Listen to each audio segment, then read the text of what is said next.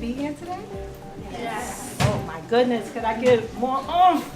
Are we happy to be here today? Yes. All right, that's how I like to hear it. Because we have a wonderful panel here today from all different areas, various careers, and they're going to share their advice and tips with you today. Test the waters, figure out what works for you. And once again, most people you speak to, do an internship, do a job, see where that takes you, see what you like, see what has growth potential, but also stay nimble. Don't pigeonhole yourself, because there are people who says, I'm going to do this, I'm going to do that, and end up hating it and moving elsewhere. I'm a big sports fan. Baseball season's right now. One of the big things in the new sabermetrics baseball is players who can play multiple positions or do multiple things. No matter what your career path is, have that aspect and understand, just because I'm majoring in something, have a minor, have 2 minors, take some extra classes, because the path you think you're going to take might pivot completely, and take those skills and find something around that, but don't look at one thing. Obviously you have to pick one major, but when you're picking that, have in mind the broader picture of possibilities that can change into. I think that goes to the point where having a mentor, having somebody who's been there before, who you trust, who can answer the questions for you, it is very huge, because you will make mistakes, you will fall. Everybody at some point in their lifetime will fail at something. The question is, what do you do from there, and how do you rebound for them? Make sure you're making the right decisions and turning that failure into a positive. And it's very hard to do on your own without having a mentor there to lead you and guide you the right path. One of the biggest pieces of advice I can give anybody is apply for multiple positions. If you see something you're interested in, apply, even if you're not looking, because you learn so much from the interview process. You learn about yourself. You learn what you want to do. You learn about other organizations. Something they're going to talk about later on in another interview is going to come up, and you're like, they're going to ask you for ideas and suggestions in your real life, and something that came up on that interview is going to trigger something and cause the greatest idea that's going to get you that promotion, and something like that. Experience is key to everything, and you don't necessarily want to go from job to job to job because it's not an experience you want. You want to grow in one place. The way you can get the experience of multiple different locations, multiple different people, without switching jobs every couple of years, to go on an interview. Even if you're not 100% looking, and don't tell HR people this, but if you're not 100% looking, go on an interview, see what's out there, because you never know if A, you're going to be wowed and they're going to woo you away, and B, the stuff you can learn and the stuff you learn on those interviews are going to be huge tools for the rest of your life. Okay, so my last question for the panel before we open it up, it's basically, what final advice or tips would you give to the students? It could be for anyone or everyone, however we want to do this.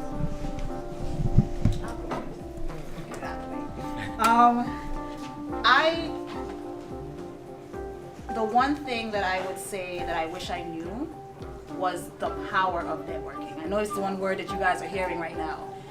Like I said in the beginning, because I came as an international student and I had a specific track that I needed to follow in order to graduate, I did not want to go outside of my schedule to take any additional anything. I did not want to go to the Magner Center. Even though it was there and available for me, I went like a couple of times, but I didn't utilize enough of the resources that I needed. So even after I graduated, I wish I had all those tools already, because by then, my status had changed, a lot of different things had happening, but it took me a little bit longer to get where I really wanted to be, having to learn those things on my own.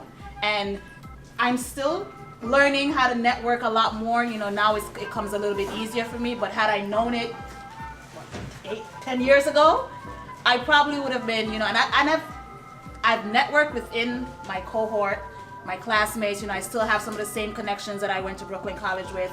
A very close friend. For me, one of my biggest challenges or hurdles has been myself.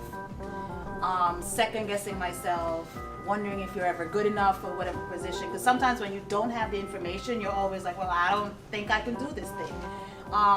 And once I was able to, work-life balance and take care of myself, then I was able to say, well, I can go after this thing. I'm just gonna put my hat in and throw it.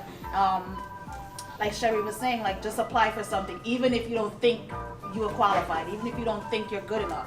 Because if you don't put yourself out there, the opportunities a lot of the times won't present themselves to you. But just being able to say, you know what, get over yourself. You can do it just as the other person, and like I said, what's the worst they can say? You're not this time. doesn't stop you from trying again with a different company, trying again with a different position, trying again at a different time.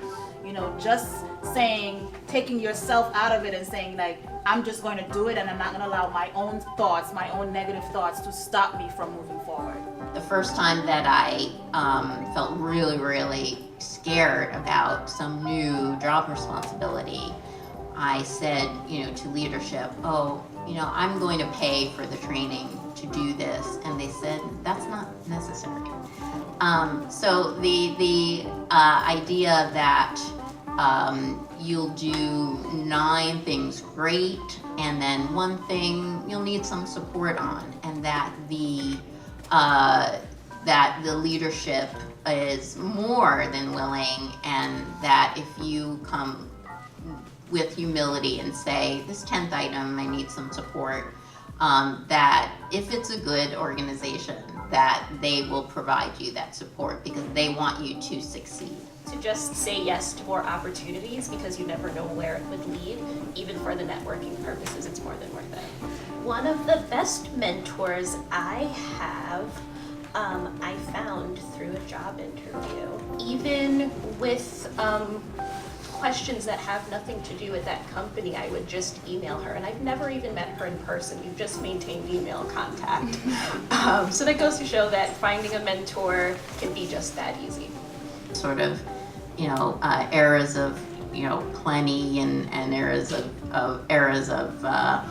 very much more difficult times than now. So I think that it's doesn't feel like it's so bad today. So I feel pretty optimistic about the climate. But I would just echo that and say, Gave me some money, so I had a couple of extra dollars to spend over a summer. And once again, it was nice to have those couple of extra dollars to spend on beer money or fun money. But long term in life, 10 years down the road, I probably would have been better off taking that free internship and making a lot more money in the future. So any decision that comes your way, before you say yes or no, take a look at it and say, am I doing this for the short term or the long term? And not to say you can't ever do anything for the short term, but it's going to impact your long term. If there's a better option that's going to impact you long term, make that decision internally. You have 2 jobs in front of you. One of them's paying you a little bit more up front, but one of them has more career growth. Which one do you take? Obviously, everybody's financial situation is different, and some people don't have those options.